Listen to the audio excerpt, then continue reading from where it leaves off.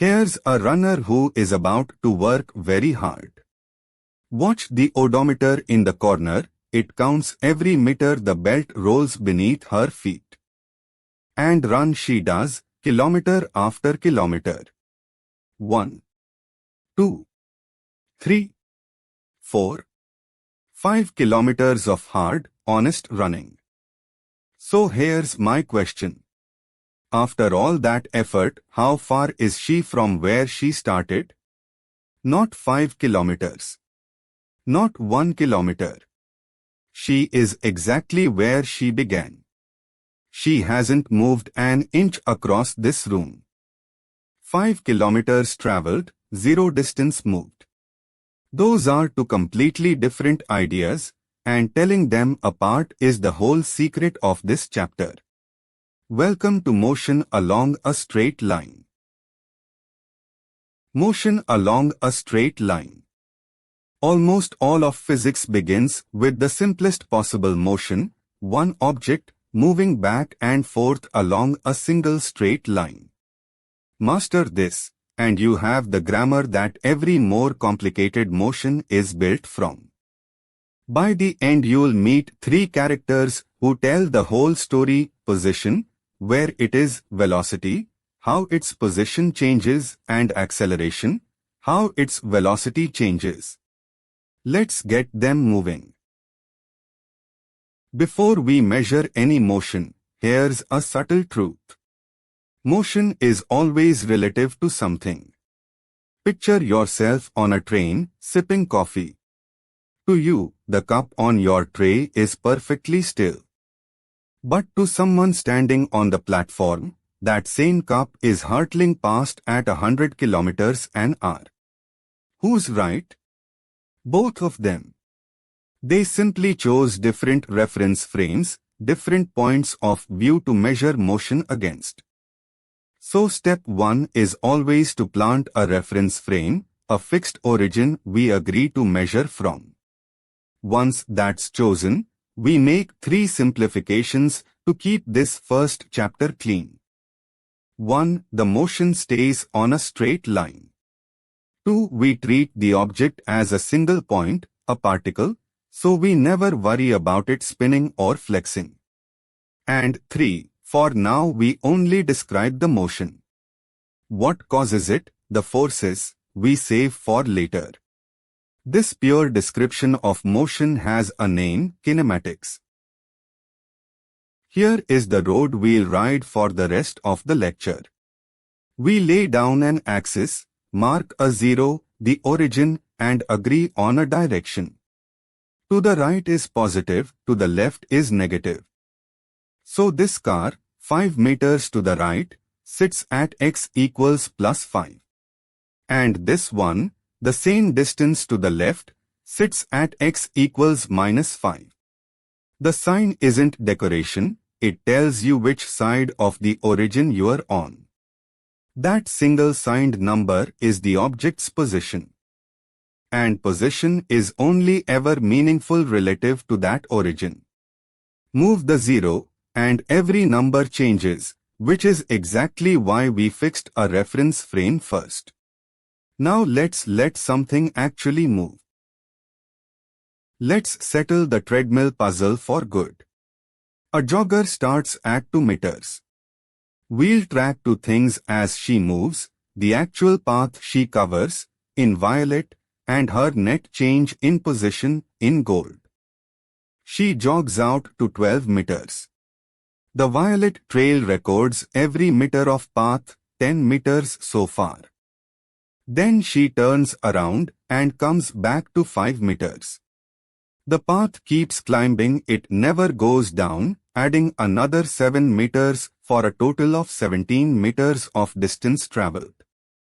But displacement doesn't care about the journey, only the start and the end. It's a straight arrow from where she began to where she stopped. Final minus initial, 5 minus 2, just plus 3 meters. 17 traveled, 3 displaced. And notice that arrow has a direction baked in, that plus sign. Displacement is a vector. Distance is just a length, never negative. Get this distinction, and half of kinematics is already yours. Now, how fast? You drive 8 kilometers to work, run out of fuel, then walk the last 2 kilometers. Up on the road is the trip, on the right we'll grow the position time graph as it happens. Watch them move together. The car rolls along the road, and the very same motion paints the curve steep while driving, because position changes fast, then gently sloped during the slow walk. Average velocity is just the displacement divided by the time taken. And here's the beautiful part, that's exactly the slope of the straight line joining the start point to the end point on this graph. Rise over run.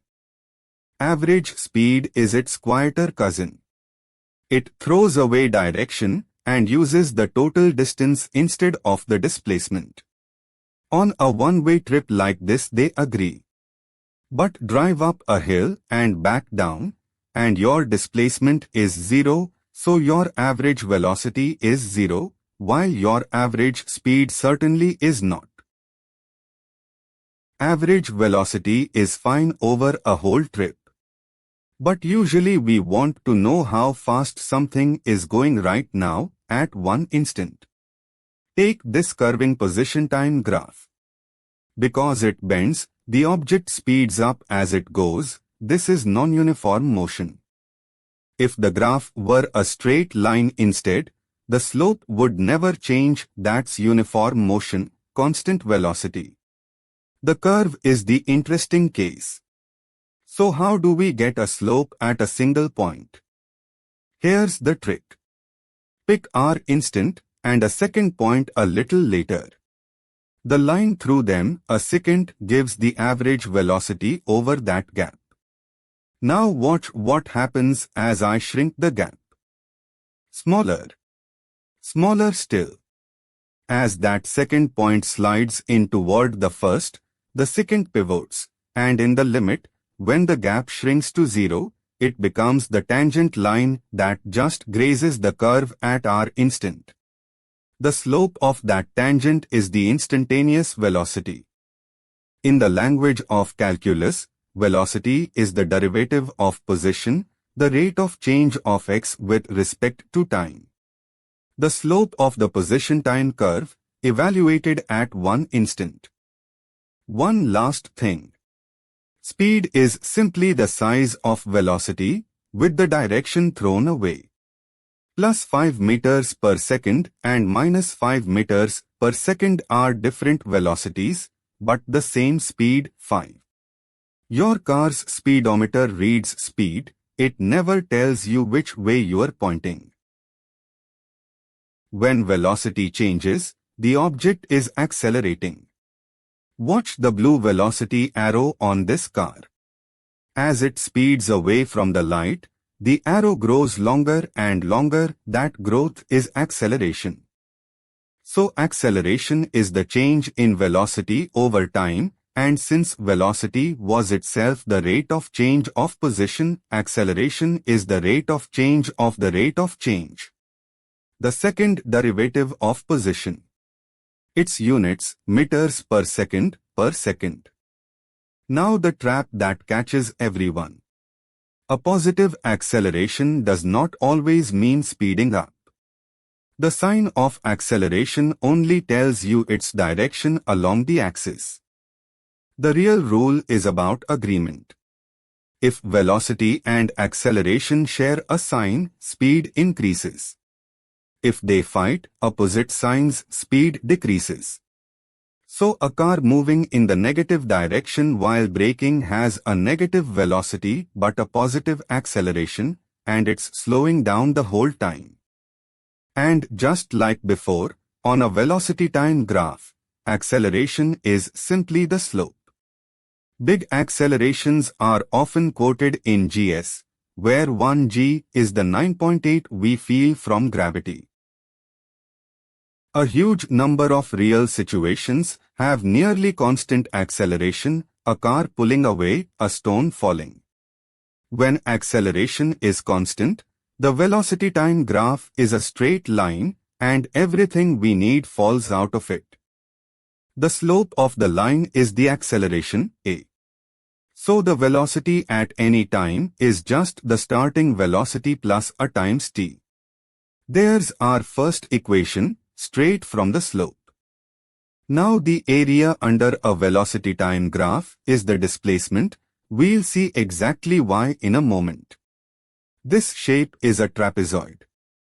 Compute its area as a rectangle plus a triangle, and you get displacement equals v0 t plus 1/2 a t squared. Or treat the trapezoid as average height times width, the average of the starting and ending velocities, times the time. Same area, written a second way. From this one picture to more equations. Eliminate time between the first two, and you uncover a fifth relation that never mentions t at all. Here are all five, side by side. Each equation deliberately leaves one quantity out. So the strategy is simple. List your five quantities: displacement, starting velocity, final velocity, acceleration, and time. Mark the three you know and the one you want. Then pick the equation that's missing the quantity you neither know nor need. And a reassuring note, these only hold when acceleration is constant. If it varies, you go back to calculus and integrate. But constant covers an enormous slice of everyday physics, including the one we turn to next. Drop an apple and a feather from the same height. In ordinary air, the apple wins easily, the feather drifts and flutters, held up by the air it has to push through. But take the air away, do it on the moon, or in a vacuum chamber, and something wonderful happens. They fall in perfect lockstep and land at the very same instant. Strip away air resistance, and every object near Earth falls with the same acceleration, no matter its mass or shape. That rate is g, about 9.8 meters per second squared. To handle free fall, we just reuse our constant acceleration equations on a vertical axis, with up as positive and acceleration equal to minus g. Toss a ball straight up at 12 meters per second. On the way up, gravity slows it. At the very top, just for an instant, its velocity is 0, but its acceleration is still minus g, still tugging down. Then it falls back, speeding up symmetrically. Set the velocity to 0 in v equals v0 minus gt, and it reaches the top in about 1.2 seconds. The height comes out to roughly 7.3 meters, and it takes the same 1.2 seconds to come back down. Let's put it all to work. A particle moves so that its position is 4 minus 27t plus t cubed. Velocity is the derivative of position, acceleration the derivative of velocity. Differentiate once, then twice. When is the particle momentarily at rest? Set velocity to 0, 3t squared equals 27, so t is plus or minus 3 seconds. Just before 3 seconds the velocity is negative while the acceleration is positive, opposite signs, so it's slowing to that stop, then reversing direction. Second one, a braking problem every driver should feel. A car travels at 24.6 meters per second and brakes at a steady 4.92 meters per second squared. We want the stopping distance, and we don't care about the time it takes. Because time is the quantity we want to avoid, we reach for the one equation that leaves t out, v squared equals v0 squared plus 2 times the displacement. Set the final velocity to 0 and solve for the distance. About 61.5 meters, well over half a football field just to stop. Watch the car eat up that distance. So, the whole chapter on one straight line. Position is assigned number from the origin. Displacement is the change in position, a vector, never to be confused with the total distance traveled. Velocity is the rate of change of position, the slope of the position time graph. And acceleration is the rate of change of velocity, the slope of the velocity time graph.